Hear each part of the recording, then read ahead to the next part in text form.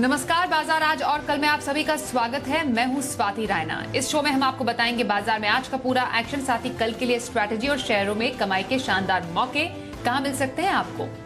आप भी पूछ सकते हैं सवाल, व्हाट्सएप करें, नंबर है 9582222266। साथ ही सोशल मीडिया प्लेटफॉर्म्स पर भी अपने सवाल भेजें। फेसबुक पर @ZBusinessOnline और ट्विटर पर @ZBusiness अपने सवाल भेजें #बाजार आज और कल लिखकर। और मेरे साथ कल के लिए आपकी तैयारी कराने के लिए जी बिजनेस के मैनेजिंग एडिटर अनिल सिंघवी से करेंगे खास चर्चा, और साथ ही एक और खास मेहमान हमारे साथ है सेठी फिनमार्ट के एमडी विकास सेठी। विकास जी का करते हैं शो में स्वागत, करेंगे बातचीत का सिलसिला शुरू। लेकिन उससे पहले हफ्ते का दूसरा कारोबारी दिन बाजार के लिए कैसा रहा समझते हैं। कारोबारी हफ्ते के दूसरे दिन मंगलवार को बाजार में तेजी का मूड देखने को मिला। सेंसेक्स 257 अंक बढ़कर 59,000 के पार बंद होने में कामयाब रहा। निफ्टी 87 अंक चढ़कर 17,577 के लेवल पर बंद हुआ।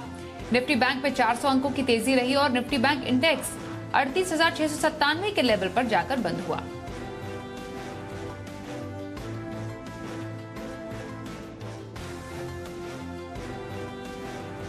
और एडिटर्स टेक में जी बिजनेस के मैनेजिंग एडिटर अनिल सिंघवी से समझते हैं बाजार में आज की तेजी कहां से आई। भारतीय बाजारों में आज दिखा जबरदस्त एक्शन। ग्लोबल मार्केट्स की कमजोरी के चलते कमजोर शुरुआत होना तो तय था, लेकिन जो ताकत दिखाई बाजारों ने वो लाजवाब थी। खुले नीचे खुल के एकदम इंपॉर्टेंट सपोर्ट लेवल पर पहुंचे और वो था 17,350 का निफ्टी पर और 38,000 के आसपास बैंक निफ्टी का। और वहां ज्यादा टिके नहीं, बस टच एंड गो। जैसे ही वहां खुले थोड़ी देर मुश्किल से 2-5 मिनट वक्त बिताया और वहां से धीमे धीमे रिकवरी की शुरुआत हुई और उसके बाद बाजारों ने बड़ा जोर दिखाया। दिन के दौरान एक झटका और लगा, लेकिन सेकंड हाफ बहुत ही बेहतरीन, शानदार। पहले तो डाउ फ्यूचर्स थोड़े से बेहतर थे, वहां से सहारा आता दिखा। हालांकि एशिया यूरोप में कोई खास तेजी नहीं थी।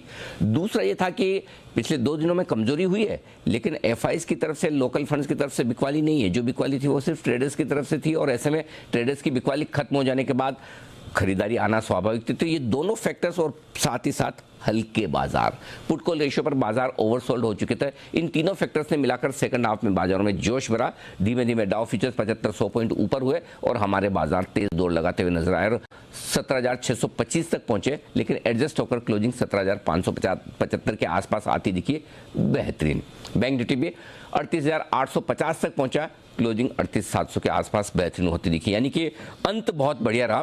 तो शुक्रवार के सेकंड हाफ से जो करेक्शन की शुरुआत हुई वो आज मंगलवार के फर्स्ट हाफ में खत्म हो गई थी। यानी कि मुश्किल से 2 दिनों का करेक्शन और लगभग 650 पॉइंट की करेक्शन के बाद बाजार फिर से मजबूत होते दिखे। तो ओवरऑल कह सकते हैं आज अच्छी तेजी का दिन था। दूसरी बड़ी बात यह कि न सिर्फ दिग्गजों में तेजी थी, एक आईटी को छोड़ दीजिए बाकी सब मजबूत। मिड कैप और स्मॉल कैप शेयरों में जो रिकवरी आई वो कॉन्फिडेंस बढ़ाने वाली थी। यानी कि आज की रिकवरी ने ये बात पक्की कर दी कि बाजारों को तेजी का ट्रेंड बरकरार है, बाय ऑन डिप्स का मार्केट है और रिकवरी शानदार आपके लिए होती हुई दिखी। आइए आज के एक्सपर्ट का रुख कर लेते हैं सेठी फिनमार्ट के एमडी विकास सेठी। विकास जी, बाजार में रिकवरी का माहौल, मजबूती के साथ बाजार बंद हुए, क्या रखें स्ट्रैटेजी इस बाजार में? नहीं, बिल्कुल स्वाति, बहुत ही दमदार तेजी आज बाजार में देखने को मिली और सरप्राइजिंग थी, बिकॉज पिछले 2 दिन से हमने अच्छी खासी गिरावट देखी और कल जो इंटरनेशनल क्यूज थे काफी नेगेटिव थे। डाउ में बहुत अच्छी एक गिरावट, डाउ, नैस्डैक, S&P 500 सब में अच्छी खासी गिरावट के बाद हम खुले भी कमजोर, बट पोस्ट समझ लीजिए 11-12 बजे के आसपास फिर एक जबरदस्त तेजी बाजार में बनी और जितनी गिरावट थी उसको रिकवर करते हुए हम बाद में 80-85 पॉइंट निफ्टी के लेवल्स पे ऊपर बंद होने में कामयाब हुआ। एफआईएस की कैश मार्केट में खरीदारी की फिगर्स आए हैं। मुझे लगता है इस बाजार में बिल्कुल तेजी में रहना चाहिए और जो भी इस तरह की अपॉर्चुनिटीज आती है, कोई दिन इंटरनेशनल क्यूज नेगेटिव की वजह से बाजार गिरते हैं, जैसे 2 दिन पिछले हमने देखा बहुत ही फास्ट गिरावट आई, 18,000 के आसपास से हम 17,400 के आसपास आ गए। मुझे लगता है बिल्कुल एक खरीदारी करने के मौके होते हैं और वहां पे अच्छी क्वालिटी के स्टॉक्स में बिल्कुल खरीदारी करनी चाहिए।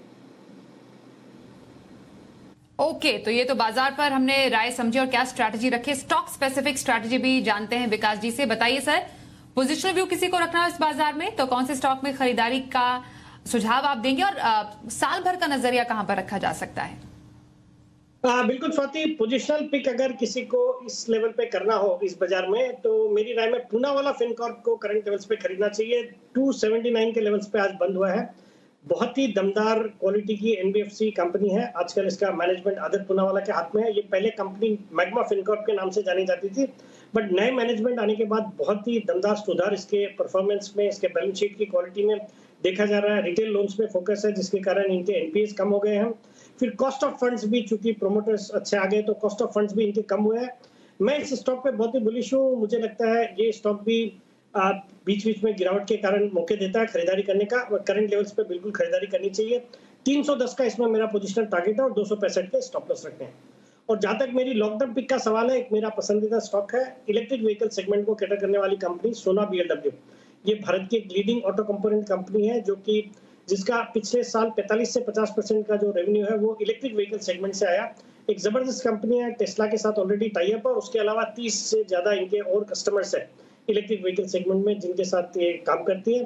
बाकी हाल ही में इन्होंने एक इजराइल की कंपनी के साथ भी एक टाई अप किया है, फिर कनाडा की कंपनी के साथ टाई अप किया है, और बहुत ही दमदार फंडामेंटल्स है। इंडस्ट्री एवरेज के ऊपर इनके रिटर्न रेशियोज है, ऑपरेटिंग प्रॉफिट मार्जिन्स है, और जिस तरह से ये कंपनी एग्रेसिवली ईवी सेगमेंट को फोकस कर रही है, मुझे लगता है आने वाले 2-3 साल में बहुत ही दमदार इसके नतीजे आएंगे और बहुत ही अच्छा परफॉर्मेंस रहेगा। तो इस स्टॉक में करंट लेवल्स पे खरीदारी करने की सलाह, और मेरा इसमें 9 से 12 महीने का कंजर्वेटिव टारगेट है 700 रुपए।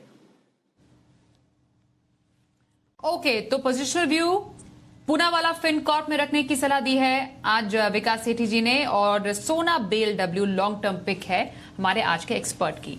आइए अब कुछ दर्शकों के सवाल भी शो में कर लेते हैं शामिल, और पहला सवाल इस वक्त हमारे पास व्हाट्सएप से आ रहा है लखनऊ से विद्या शंकर जी का।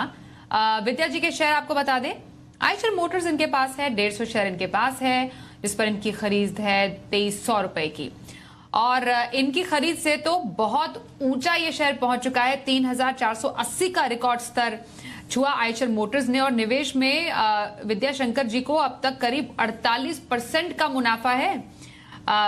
विकास जी, तो बात हो पाती इनसे तो बहुत बेहतरीन होता कि ये क्या व्यू रखते हैं और कब इन्होंने लिया था, पर स्टिल अभी फिलहाल इन्हें अपने इस बम्पर मुनाफे के साथ क्या करना चाहिए? बिल्कुल, सबसे पहले तो विद्या शंकर जी को बधाई। बहुत अच्छा शेयर उन्होंने चूज किया, बहुत अच्छे लेवल्स पे लिया और बहुत अच्छे प्रॉफिट्स पे बैठे हैं। पर जिस तरह के इस कंपनी के इस क्वार्टर के नतीजे आए, मुझे लगता है ये स्टॉक यहाँ से भी और अच्छे अपसाइड दिखाएगा। हालांकि इनको अच्छा खासा प्रॉफिट है और थोड़ा इनका हो सकता है इनको दिल इनका मचले की कुछ प्रॉफिट बुक करें, बट अगर वो पैसे को फिर वापस से बाजार में लगाना है तो मुझे लगता है एक बहुत अच्छी क्वालिटी के स्टॉक में इन्होंने निवेश किया हुआ है। ऑटो सेक्टर भी अच्छा कर रहा है और ये कंपनी के नतीजे भी अच्छे आ रहे हैं क्वार्टर ऑन क्वार्टर। मुझे लगता है और अपसाइड के लिए इस स्टॉक में बिल्कुल होल्ड करना चाहिए। तो आइशर मोटर्स आपको अच्छा मुनाफा है, मुनाफे में बने रहें, ये सलाह आपको आ रही है विकास जी की तरफ से। गया से आनंद कुमार हमारे साथ है, इनका सवाल लेते हैं। आनंद जी बताइए, स्वागत करते हैं आपका। कौन से स्टॉक पर सवाल है आपका? नमस्कार मैम, मेरा मदरसन सुनी का ये 100 शेयर है मैम। मैं उसको 140 के भाव पे लिया था मैम, उसको क्या करना है, होल्ड करना है या बेचना है मैम? कब तक आप रख सकते हैं? 6 महीने तक रख सकता हूँ मैम। ओके, 6 महीने का नजरिया मदरसन सुमी पर आनंद जी का है। क्या सलाह देंगे विकास जी, क्या स्ट्रैटेजी रखें ये 6 महीने के लिहाज से? कुछ नुकसान पर है अभी ये? स्वाति, मेरी आनंद कुमार जी को सलाह रहेगी कि इस स्टॉक में भी बने रहना चाहिए। ऑटो कंपोनेंट सेक्टर भी अच्छा और ये एक लीडिंग कंपनी है with in the auto component space.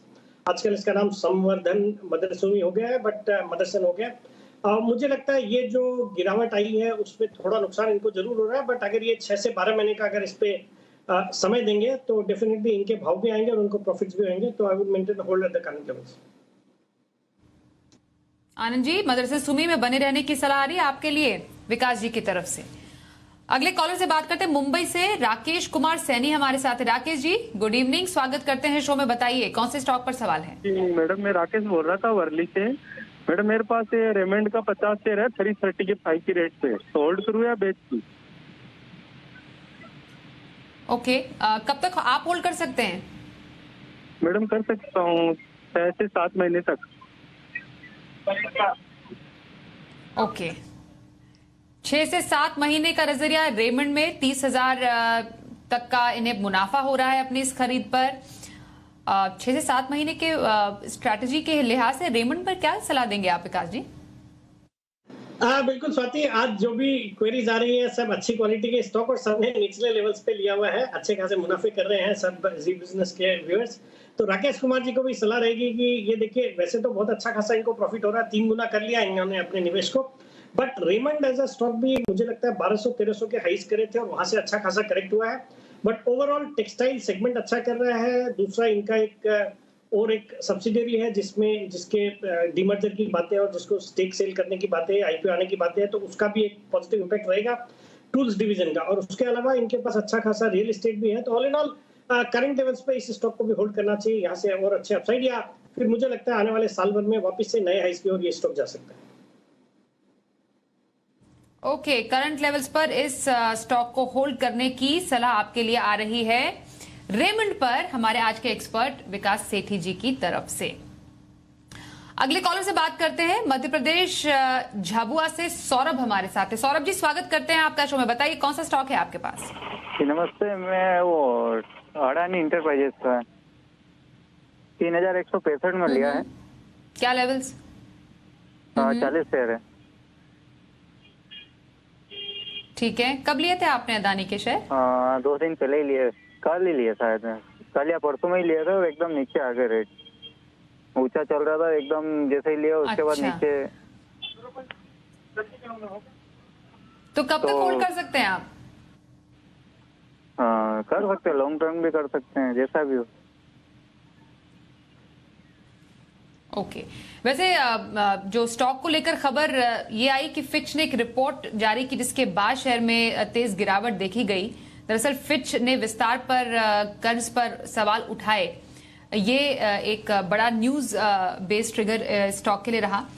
चलिए, फिलहाल अभी तो हाल फिलहाल में इन्होंने लिया है विकास जी ये शेयर अदानी एंटरप्राइजेस का, और थोड़े घबरा गए हैं कि एक ही दिन में नीचे आ गया। क्या करें अपनी इस खरीद के साथ?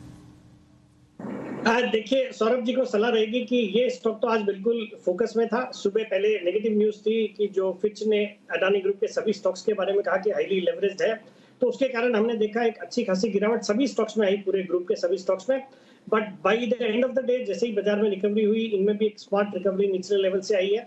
और बाकी अभी शाम को बाजार बंद होने के बाद खबरें आ रही है कि अडानी एंटरप्राइजेस ने एनडीटीवी जो मीडिया कंपनी है उसमें स्टेक लिया है और उसमें एक ओपन ऑफर भी आना है, तो जो कि हो सकता है बाजार पॉजिटिवली लेवे।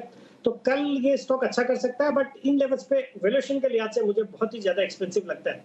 तो मेरी सलाह रहेगी सौरभ जी को कि इसमें थोड़ा बहुत लॉस हो रहा है, इसमें बुक करके विद इन द ग्रुप अगर आपको रहना है तो मुझे लगता है अडानी पोर्ट्स करंट लेवल पे अच्छा लगता है, वहां पे अगर निवेश करेंगे तो मेरे ख्याल में कंपैरेटिवली इनको ज्यादा अच्छे रिटर्न्स देखने को मिल सकते हैं और जल्दी मिल सकते हैं। ओके, अदानी पोर्ट पे खरीदारी के मौके ढूंढ सकते हैं आप, ये सलाह आपके लिए आ रही है विकास जी की तरफ से। चलिए आगे बढ़ते हैं, अगले कॉलर से बात करते हैं। गांधीधाम से आशुतोष नागौरी साहब हमारे साथ है। आशुतोष जी, स्वागत करते हैं। बताइए कौन सा स्टॉक है आपके पास? बजाज फाइनेंस है मेरे पास। हेलो हेलो जी, सुन पा रहे हैं, पूछिए अपना सवाल। जी जी। हाँ, बजाज फाइनेंस है 759 रुपए में। एक्चुअली स्प्लिट होने से पहले लिया, मतलब 7500 में लिया था, लेकिन स्प्लिट के बाद 759 उनकी प्राइस बन गई 2016 में। तो अभी ऐसा तो मैं बहुत लॉन्ग टर्म व्यूअर हूँ, तो अभी फिर भी एक बार पूछ लेता हूँ क्या करना है। लॉन्ग टर्म व्यूअर, स्प्लिट से पहले का शेयर, काफी पुराना निवेश इनका विकास जी, और इनका मुनाफा भी 8 लाख से ऊपर का। शेयर का भाव 10 गुना बढ़ चुका है। तो आशुतोष जी को तो सबसे पहले मुबारकबाद मेरी तरफ से भी, और आई एम श्योर विकास जी की भी कांग्रेचुलेशंस मेरे बाद ही आने वाली होंगी। अब बताइए इस मुनाफे के साथ करें क्या ये?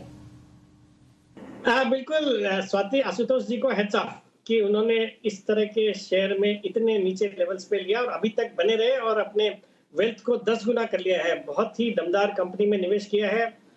ये स्टॉक भी एक प्रॉक्सी है भारत की एनबीएफसी सेक्टर का और भारत की इकोनॉमिक ग्रोथ का। मुझे लगता है इस स्टॉक में भी डिस्पाइट द फैक्ट कि उन्होंने 10 गुना कर लिया है, बट अभी भी जल्दीबाजी नहीं करनी है। ये स्टॉक भी अपने हाइट से 1001 रुपया नीचे करेक्ट हुआ है, बट मुझे लगता है अगर आपको बाजार में रहना है तो एक बहुत अच्छी क्वालिटी के स्टॉक में हो आप, और इस स्टॉक में बिल्कुल बने रहना चाहिए। ओके, बजाज फाइनेंस में आशुतोष जी आप बहुत ही कंफर्टेबली प्लेस्ड हैं, बने रहें, इस मुनाफे को और आगे बढ़ाइए, यही राय है हमारे आज के एक्सपर्ट की तरफ से। अगला सवाल व्हाट्सएप से आ रहा है गाजीपुर से अमित दुबे। इनके पास 2 शेयर है, विकास जी, जिसमें आपको बताएं इनके पास है फिनो पेमेंट बैंक 25 शेयर खरीद है इनकी 577 की। फिनो पेमेंट पे तो इन्हें कुछ नुकसान है और फिलहाल जो इनके पास दूसरा स्टॉक है वो है 3i इन्फोटेक का 500 शेयर इनके पास है 72 इस पर इनका भाव है। तो 3i इन्फोटेक और साथ ही फिनो पेमेंट बैंक, इन दोनों ही स्टॉक्स पर आप क्या राय देंगे इन्हें? देखिए स्वाति, ये इन दोनों स्टॉक्स में अमित जी को मेरी सलाह रहेगी कि दोनों से ही निकल जाए। थोड़ा जैसे बाजार में थोड़े सेंटीमेंट ठीक होते हैं, इनमें थोड़ी बहुत उछाल पे बिल्कुल निकलने की चेष्टा करें। दोनों स्टॉक में मुझे नहीं लगता कि लॉन्ग टर्म में ज्यादा पैसे बनेंगे। बाजार में एम्पल अपॉर्चुनिटीज है एल्सवेयर। तो मुझे लगता है अगर आपको बैंकिंग में भी रहना है तो banks like state bank of India, ICICI bank और इस तरह के एक्सिस बैंक, इस तरह के स्टॉक में अगर करेंगे, एचडीएफसी बैंक में निवेश करेंगे तो ज्यादा अच्छा रहेगा। और बाकी आईटी स्पेस में भी मिड कैप आईटी में बहुत सारे स्टॉक्स हैं जिनमें निवेश किया जा सकता है। आई वुड मेंटेन कि उनको इन दोनों स्टॉक्स में लॉस बुक करके ऑल्टरनेटिव अपॉर्चुनिटीज खोजनी चाहिए। तो फिनो पेमेंट बैंक से निकले और जो बाकी बैंकिंग स्पेस के बड़े बैंक्स हैं, एसबीआई, एचडीएफसी बैंक, इनमें आप खरीदारी के मौके ढूंढ सकते हैं। विकास जी की राय है और आपके लिए 3i इन्फोटेक से भी निकलने की सलाह है और टेक स्पेस में भी कुछ जो बड़े स्टॉक्स है उसमें निवेश की सलाह आपके लिए आ रही है हमारे आज के एक्सपर्ट विकास सेठी जी की तरफ से। माफ कीजिए। व्हाट्सएप से हावड़ा से तपन बोस का सवाल है, बीईएल 500 शेयर है और इस पर इनकी खरीद है 180 की। शेयर 297 के ऊपर रिकॉर्ड स्तर छू चुका है। सोलर प्लांट के लिए एनएचपीसी से करार भी हुआ है।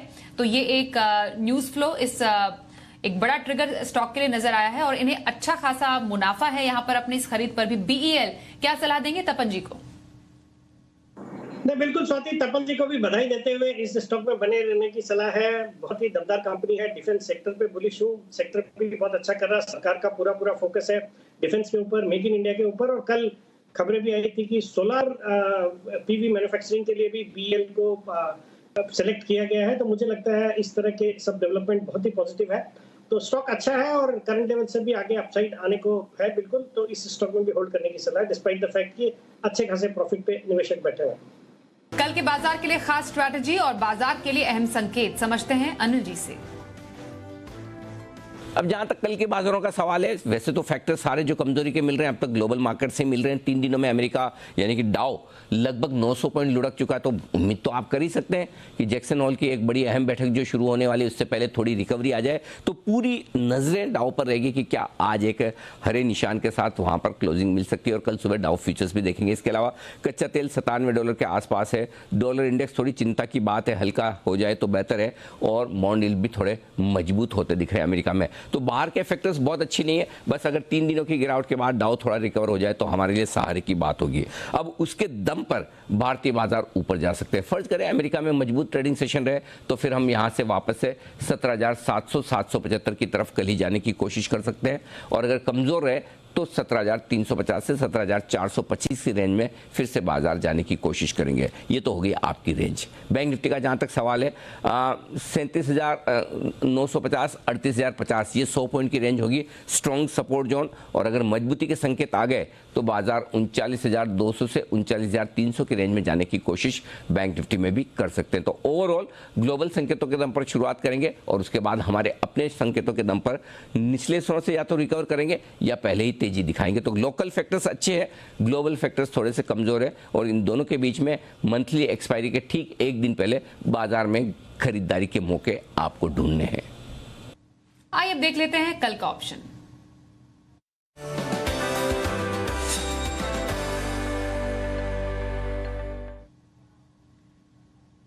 एक्सिस सिक्योरिटीज के राजेश पालविया से करते हैं बात। राजेश जी, बहुत स्वागत करते हैं आपका शो में। कल ऑप्शन के जरिए कहां पर मौके मिलेंगे?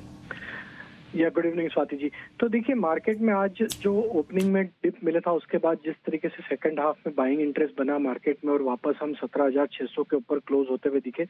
तो आज के सेशन में देखें तो 17,500 की स्ट्राइक 17,400 की स्ट्राइक पे काफी एग्रेसिव पुट राइटिंग होते हुए दिखे, जिसके चलते हमें लगता है कि अब यहाँ पे वापस से जो डिप मिला था यहाँ पे इस डिप को बाइंग अपॉर्चुनिटी जैसा ही यूज किया है मार्केट पार्टिसिपेंट ने और मार्केट का बेस भी 17,500 के आसपास बनते हुए दिख रहा है। तो हमें लगता है कि जिस तरीके के सेटअप अब यहाँ पे आज के सेशन में बने हैं वापस से रिकवरी में, तो 17,600 का कॉल बाय करके यहाँ पे तेजी का ट्रेड हम यहाँ पे सजेस्ट करेंगे। हमें लगता है कि ये जो मोमेंटम बना है ये 17,700 17,750 की तरफ बढ़ते हुए दिखना चाहिए, क्योंकि आज 17,600 के कॉल राइटर भी ट्रैप होते हुए दिखे, जिनका कल शॉर्ट कवरिंग का मूव आते हुए दिख सकता है। तो ये कॉल ऑप्शन 100 रुपए में बाय करना हम एक्सपेक्ट कर रहे हैं। टारगेट 150 रुपए तक के, स्टॉप लॉस रखेंगे 75 रुपीज का। तो तेजी का ट्रेड करेंगे 17,600 का कॉल बाय करके। स्टॉक स्पेसिफिक अगर कल की बात करें तो हमें लगता है कल के सेशन में मेटल स्टॉक्स में एक अच्छा मोमेंटम आते हुए दिख सकता है, जिसमें हम हिंडाल्को के साथ जाना चाहेंगे। और हिंडाल्को में जिस तरीके से आज बाइंग इंटरेस्ट बना है, हमें लगता है हिंडाल्को में 445 रुपए तक के अपसाइड के टारगेट आते हुए दिख सकते हैं। तो हिंडाल्को बाय करने की सलाह रहेगी 420 के स्टॉप लॉस से। धन्यवाद राजेश जी, कल के लिए ऑप्शन स्ट्रैटेजी बताने के लिए। और विकास जी, कल के लिए किसी को खरीदारी करनी हो तो इंट्राडे पिक आपकी तरफ से कौन सी? बिल्कुल स्वाति, मेरी भी पिक मेटल स्पेस से ही है। मुझे लगता है इंटरनेशनल क्यूज आज आप पॉजिटिव जैसे लग रहे हैं, और जब इंटरनेशनल क्यूज पॉजिटिव होते हैं तो मेटल स्टॉक्स में अच्छी तेजी बनती है। और आज हमने देखा बाजार में मेटल स्टॉक्स में अच्छी खासी रिकवरी देखी गई, और यहाँ से मैंने पिक किया टाटा स्टील को, जो आज 107 के आसपास बंद हुआ है। बहुत ही दमदार कंपनी है, और मुझे लगता है जिस तरीके से अब मेटल स्टॉक्स में वापस से रिकवरी शुरू हुई है, फिर ऐसे भी माना जा रहा है कि सरकार ने जो एक्सपोर्ट ड्यूटी इंपोज की हुई है वहाँ पे कुछ रिलैक्सेशन आ सकता है। और जैसे हमने बाकी मेटल्स में जिंक है, एल्यूमिनियम है, इसके कुछ प्लांट्स यूरोप में और चाइना में पावर क्राइसिस की वजह से बंद होते देखे हैं, हो सकता है कोई स्टील प्लांट्स भी बंद हुए। तो पूरा फायदा टाटा स्टील, जो कि यूरोप में भी टाटा स्टील यूरोप के नाम से काफी बड़ी कैपेसिटी है, मुझे लगता है इसमें देखने को मिल सकता है। तो कल के लिए इसमें खरीदारी करने की सलाह, 112 का टारगेट है और छोटा 104 रुपए का स्टॉप लॉस रखना है। टाटा स्टील इंट्राडे खरीदारी का स्टॉक विकास जी की पसंद। बहुत धन्यवाद करेंगे विकास जी, आप हमारे साथ शो में शामिल हुए। बाजार आज और कल में बस इतना ही, रुकते हैं ब्रेक के लिए। खबरों का सिलसिला जारी रहेगा, देखते रहिए जी बिजनेस।